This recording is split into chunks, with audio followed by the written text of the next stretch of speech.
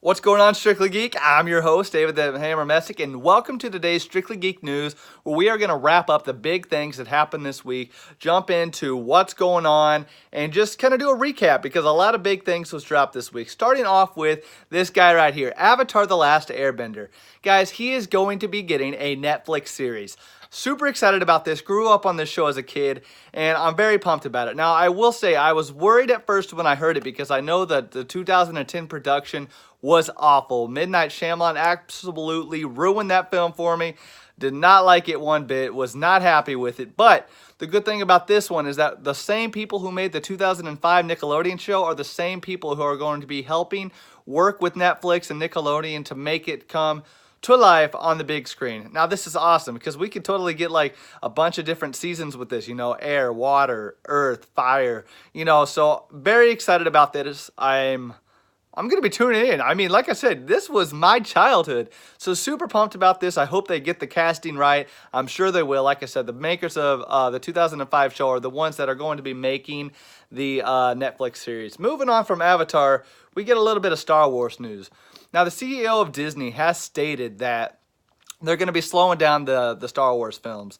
As of right now, we've been kind of getting one like every year, whether it's part of the main saga that they've still been working on with the Skywalker storyline or a spin-off film, that being Rogue One, the Han Solo film. Now, the thing about this is I have a little bit of a weird feeling about it because I love Star Wars. And I want these Star Wars films, to be honest with you. I want them to keep making Star Wars films. I don't want them to slow down. But I do care about what Star Wars films that they're actually going to be making. And when I say that, basically what I'm getting at is the saga that they keep continuing with Han Solo, Princess Leia, all this. I'm done with it. To be honest with you, my personal opinion, you guys might not like this. I don't like where they're going with this storyline. There's a lot of questions on why. Why are you doing this? What's going on? I'm not going to answer your questions in this movie because you're going to have to wait till the next movie. And then the next movie comes out and we still have to wait because none of our questions got answered. Like, I remember seeing The Force Awakens. I was super pumped for it. I'm like, yeah. And then I walked out of the theater like, man, what did I just watch? Now I got to wait for The Last Jedi to come out to have my answers questioned. My answers questioned. My questions answered. Sorry, guys. Totally just had my wording backwards. But anyways, I wanted to know what was going on. And then I didn't get to.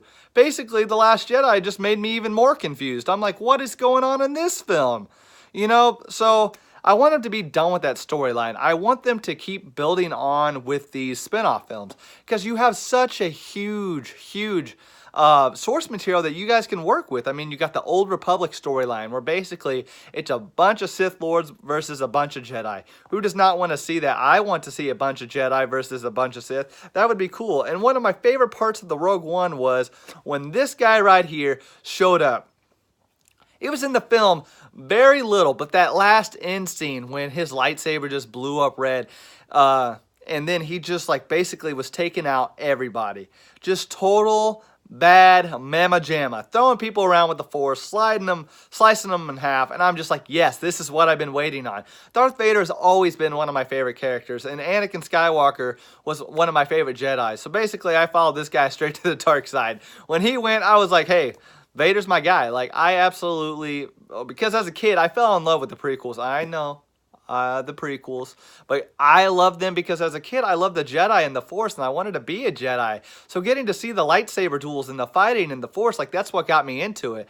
And a huge fan of Clone Wars and loving Anakin and that, so when Vader came around I was just like, yeah, yes. So I would love a spin-off film of Vader that takes place in between episode 3 and episode 4, where he's going throughout the remaining parts of the galaxy, learning how to control and fuel his anger and that suit, and just being an absolute boss. That's the movie that I truly want. Plus, I mean, we got Yoda, we got Boba Fett, we got a Maul, basically Luke. I mean, all these like different storylines. I don't want it to be like part of the same saga, but like if you did a spin-off film telling certain stories about that, I'm cool with that. But get away from just the I said Luke. I do not want a Luke Skywalker movie. I take that back. What I was getting at is, like, we got Boba Fett, we got Vader, Yoda, Kenobi, the Old Republic.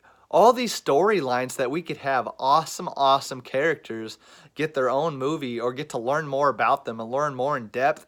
And they got the source material. So please don't slow down the Star Wars films. Just give the fans the ones they want. Moving on from that, let's talk a little bit about Daredevil Season 3. Because we got a release date, we got a trailer, and it looks absolutely brutal. Now, Daredevil Season 3 comes out on October 19th. I will be tuning in. I will be binge watching it all. Because Daredevil is my favorite out of all the Netflix series. Now, we see this picture right here. His fists are all bloodied up. He's been at it. He's been fighting. But he's back to that original just covering the eyes black shirt, not his suit. And I'm thinking this might be what's going on. He still wants the world to think that he's dead. So he's just kind of like going out and doing his thing at night, but he's not fully suiting up because he doesn't want people to maybe know that he's truly back. I'm not for sure. But all I know is I will be tuning in. I'm super excited about that. October 19th. And Iron Fist 2, Season 2 did great. So I'm off the hype of that. Let's go ahead and get on to Daredevil Season 3. But moving on from that, let's get on to what people are really talking about right now. And that's Joaquin Phoenix Joker. So guys, a picture just came out. We got to see Joaquin Phoenix basically come off a train. And there's a lot of people wearing Joker mask. Now, the Joker's always been an iconic character, and people always love to follow him. He gets a really, really messed up people to follow him. As you can see, it even happens here in the comics. Basically, they're like, Joker, what can we do to, like, serve you? What can we do to make the world just absolutely awful? And they all want to be like the Joker. They basically worship the guy.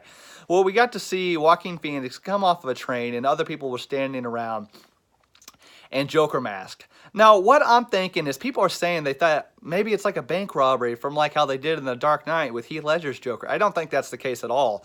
Because in The Dark Knight Returns, we got the Joker to basically use the Joker gas to kill people, make them go crazy, laughing, and all this other stuff. And I think that might be what just happened. I think maybe he released the Joker gas on the train. People start going mad, going crazy over each other, and he had his followers help him out. Those were the people that were standing around in the mask. That's my theory. We'll have to wait and see. I don't know.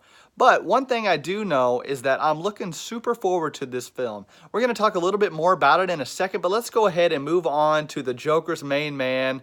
Woo! Skip way too fast there for you guys. You guys did not see that. Rewind. Here we are. Batman Damned.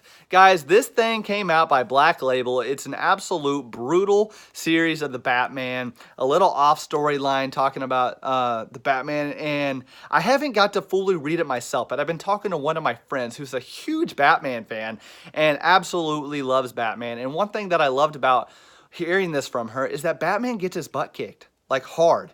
And a lot. And I love this about Batman because I've always loved Batman as a street-level fighter, taking down the crime in Gotham and basically just being the hero that saves the day. I hate it when they make him to the point of where he's like immortal and he can take down anyone and he's like just on top of the world. Like, no, I want to see Batman be realistic, something I can relate to. That's why I loved him growing up as a kid. That's why the Daredevil season does so well on Netflix, is because they show Daredevil get his butt kicked. So I'm glad that they're doing that with the storyline, but people are kind of freaking out about some of the things they're showing. Like, they show a little bit of Batman's tellywhacker. Woo! Like, all right, guys, this comic right here is meant for adults. It's meant to be transparent. It's meant for us to, like, be able to see it as a realistic point. So comics are not only for kids, and sometimes they make it for adults. Hence the title, Batman Damned. So maybe your kids shouldn't be reading this one. I think they did a great job from what I've heard. So moving on from that, Godzilla, King Kong.